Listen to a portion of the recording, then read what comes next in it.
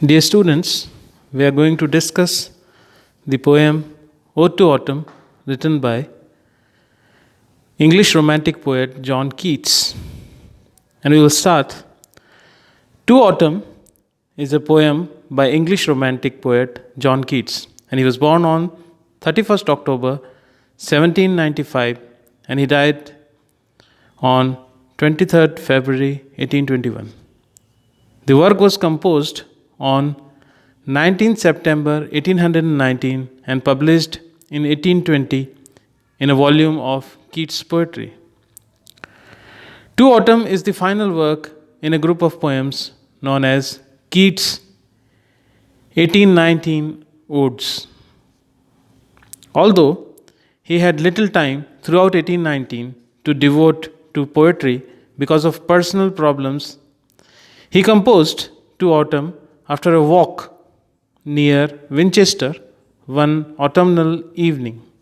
The work marks the end of his poetic career as he needed to earn money and could no longer devote himself to the lifestyle of a poet. A little over a year following the publication of To Autumn, Keats died in Rome.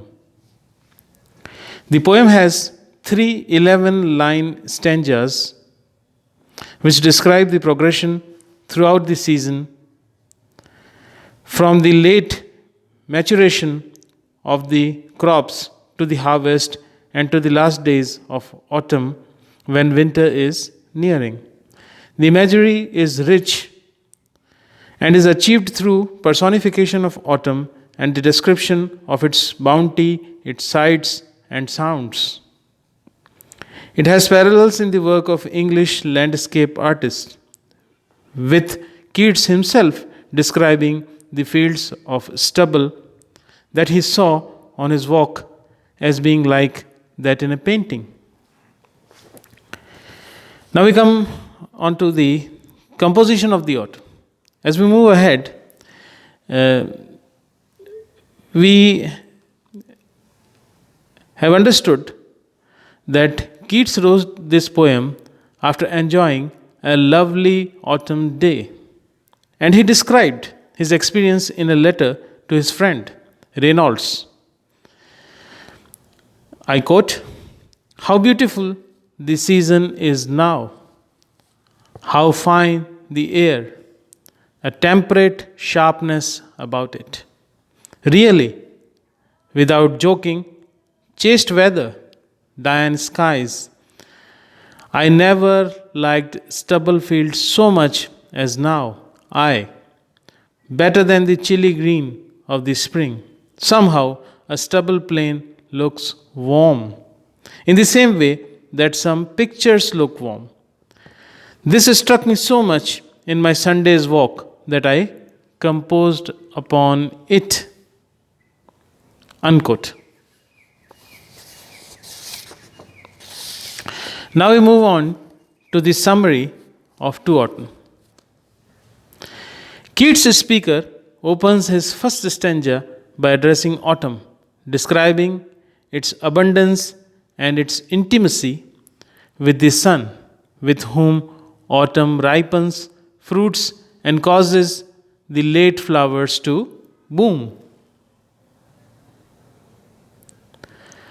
Late flowers to bloom. In the second stanza, the speaker describes the figure of autumn as a female goddess, often seen sitting on the granary floor, her hair soft lifted by the wind, and often seen sleeping in the fields or watching a cedar press squeezing the juice from apples. In the third stanza, the speaker tells autumn not to wonder where the songs of spring have gone, but instead to listen to her own music. At twilight, the small gnats hum above the shallows of the river, lifted and dropped by the wind, and full grown lambs bleat from the hills. Crickets sing, robins whistle from the garden, and swallows, gathering for their coming migration, sing from the skies. Now we move further and we would like to discuss some poetic devices which John Keats has used in this poem. Like the Ode on Melancholy, To Autumn is written in a 3-stanza structure with a variable rhyme scheme. Each stanza is 11 lines long, as opposed to 10 in Melancholy, and each is metered in a relatively precise iambic pentameter. In terms of both thematic organization and rhyme scheme, each stanza is divided roughly into 2 parts. In each stanza, the first part is made up of the first 4 lines of the stanza, and the second part is made up of the last 7 lines. The first part of each stanza follows an ABAB rhyme scheme, the first line rhyming with the third, and the second line rhyming with the fourth.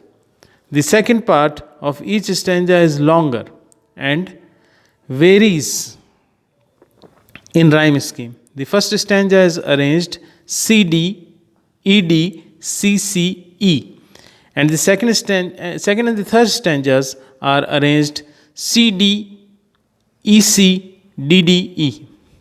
Thematically, the first part of each stanza serves to define the subject of the stanza, and the second part offers room for musing, development, and speculation on that subject. However, this thematic division is only very general. As we move further, we would like to discuss the analysis of stanza first.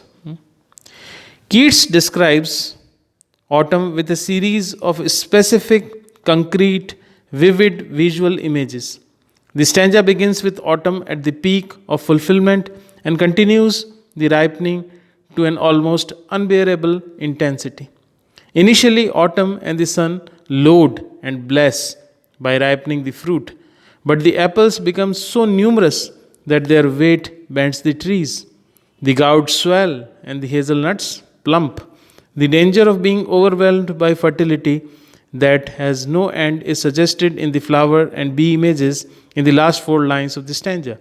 Keats refers to more later flowers budding. The potentiality overwhelming number of flowers is suggested by repetition, and still more flowers. The bees cannot handle this abundance, for their cells are overbrimmed. In other words, the cells are not just full but are overfull or brimming with honey.